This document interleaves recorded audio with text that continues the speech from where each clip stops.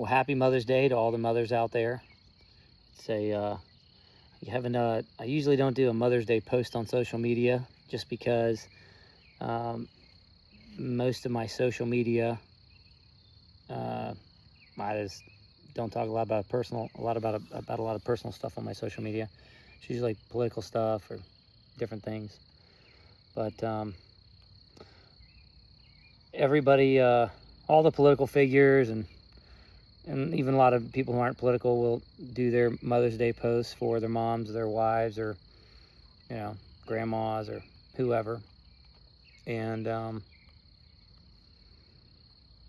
wanted to do one to my Uncle Sam's Lady Liberty, my beautiful, lovely wife, Danessa. And most people will talk about, and I could talk about too, all the things over the years. But I just want to talk about this last year. So, babe, this is for you. This time last year, we had just come off of a crazy winter that we weren't expecting, and you had put up with your husband doing a bunch of political stuff that we were supposed to have an off year politically. And then I had run for council and lost, run for GOP chair and lost, run for district chair and lost. And then we had just put an offer in on the house and we weren't moving yet. And you were pregnant and we didn't know that yet. We moved houses and I saw you handle all this with grace. We moved houses. You dealt with being pregnant, having 4 kids, having 5 kids, 3 and under, being pregnant with number 5. We had 4 big dogs. We had moving. We had scaling our businesses. We had changing over some investments that took quite a bit of time and energy.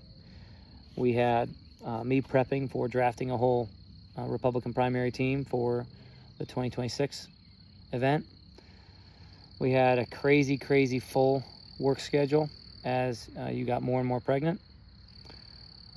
We had our son Josh born early and had about an hour with him, and the Lord took him home.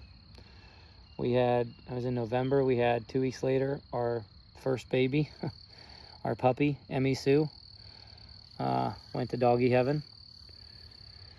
And we started a crazy, heightened political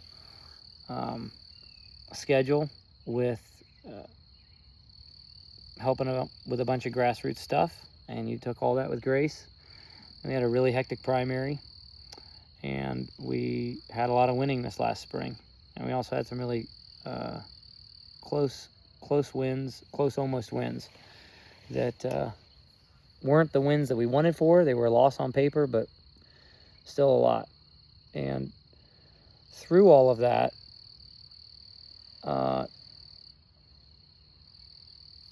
I'm the one that gets a lot of the limelight. I'm in the camera.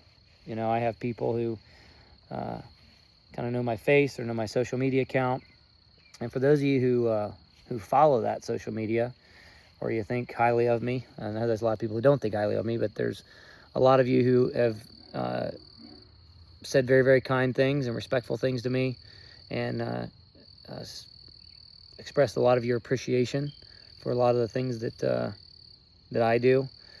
But there's not just a me, there's a we. And I had a really great Sunday school teacher growing up. His name was Kevin, and he used to always say, to us young guys, he goes, I know you young guys, you just see a girl and you're like, she's so hot, and you just want to marry her or whatever. He said, but you need to think beyond just the hotness. You need to think about what kind of woman are you going to marry, and what kind of mom is she going to be to your kids, and what kind of wife is she going to be to you. And he said, the husband is the head of the home and the head of the marriage. He said, but the head sits on the neck, and the neck is what supports the head. The neck is what turns the head.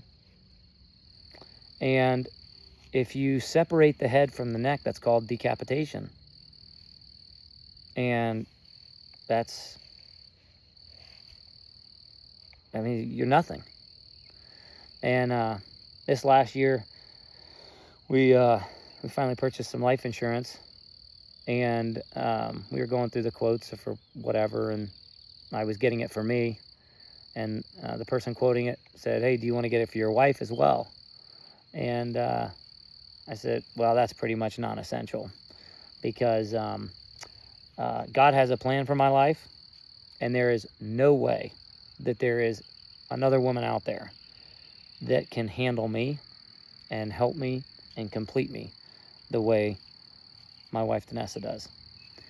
And we ended up, it was a good deal. We ended up getting life insurance for her as well, but pretty much not ever going to need it, because I know for a fact that as long as I'm living, I need her. And everybody says, your wife's the most amazing one in the world, but babe, you really are the most amazing woman in the whole wide world. And when we first got married, man, I felt like I hit the jackpot. I felt like I won the lottery. I remember that whole first year of marriage, that honeymoon phase, thinking, my gosh, she is so out of my league. I can't believe I'm married to this lady. This is freaking awesome.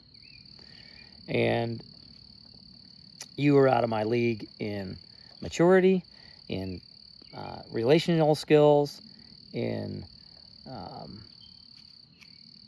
everything. You were out of my league physically, and I've filled out a little bit, and I'm not the young boy that I was, but you are still way out of my league in all of those areas.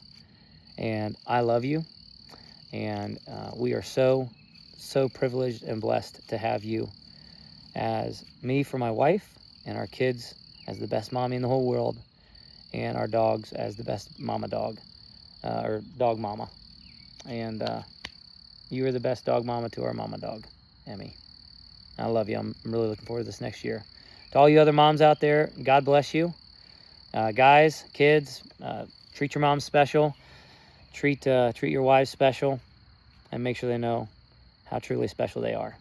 And as I sit here on a beautiful night, with tomorrow being Mother's Day, I'm just taking time to think and reflect.